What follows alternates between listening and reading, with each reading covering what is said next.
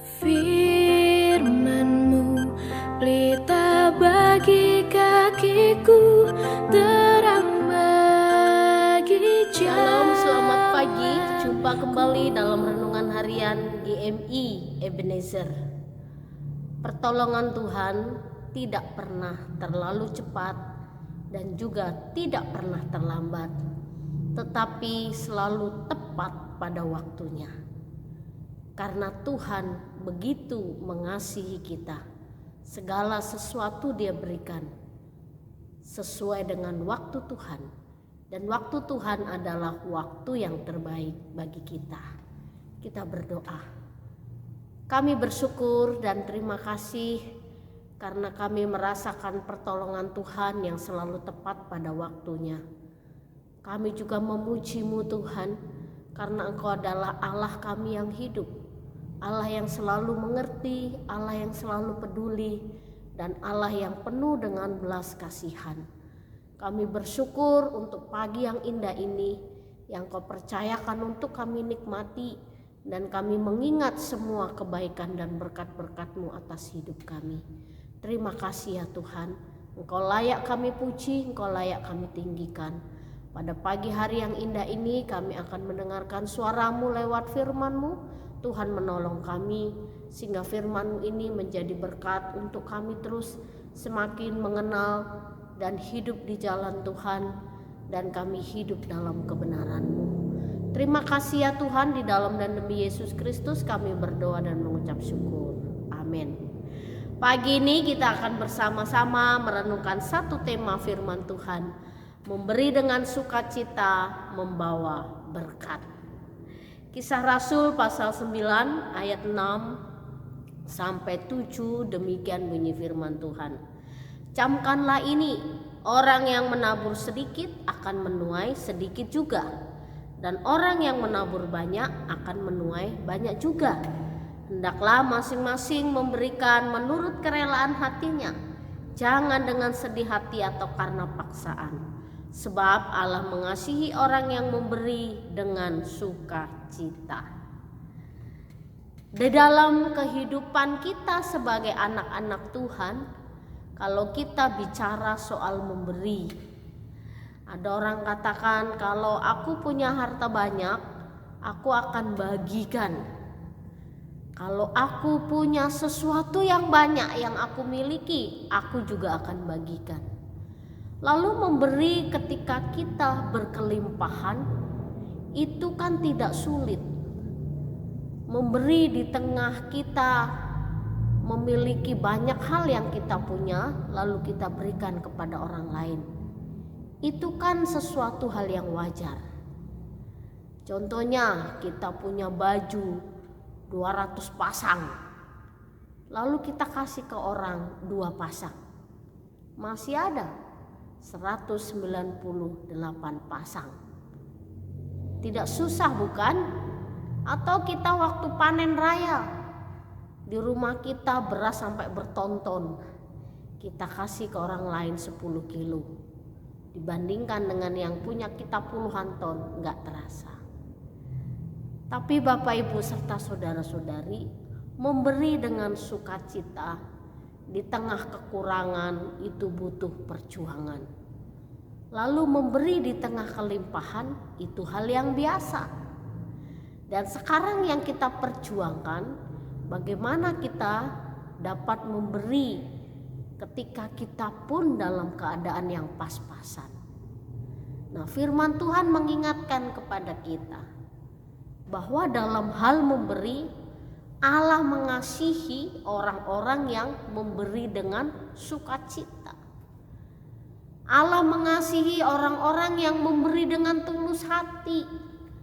Dan Allah mengasihi orang-orang yang betul-betul memiliki belas kasihan terhadap sesama.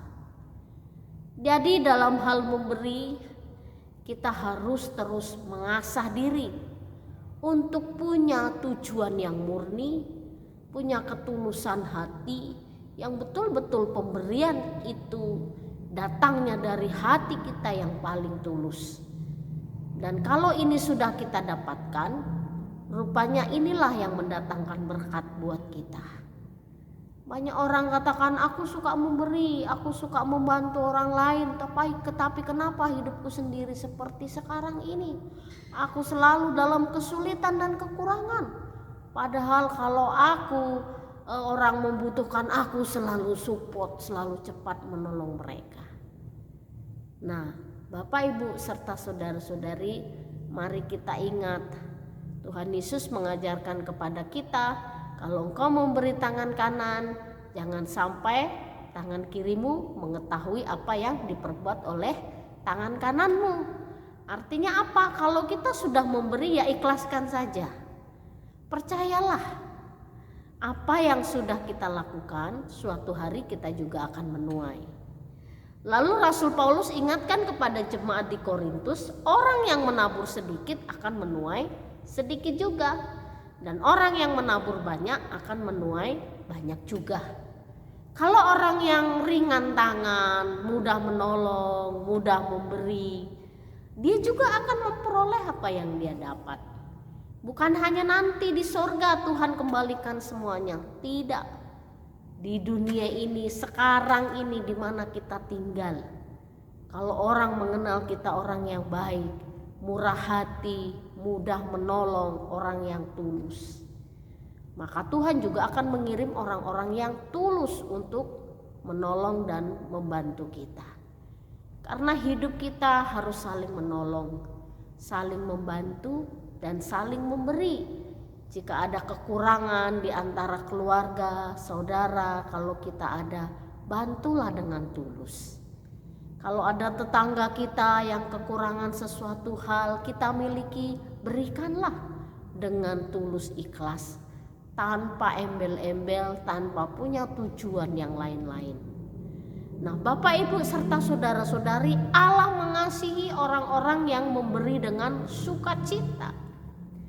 Dan orang-orang yang memberi dengan sukacita inilah yang akan membawa berkat di dalam kehidupannya. Ini yang perlu kita terus asah di dalam hidup kita, bahwa kita harus peduli terhadap sesama. Suatu hari saya nonton video tentang seorang anak kecil, dia curi obat di toko obat. Lalu ketahuanlah sama penjaga apotik. Lalu dikejarnya sang anak, kenapa kamu curi obat?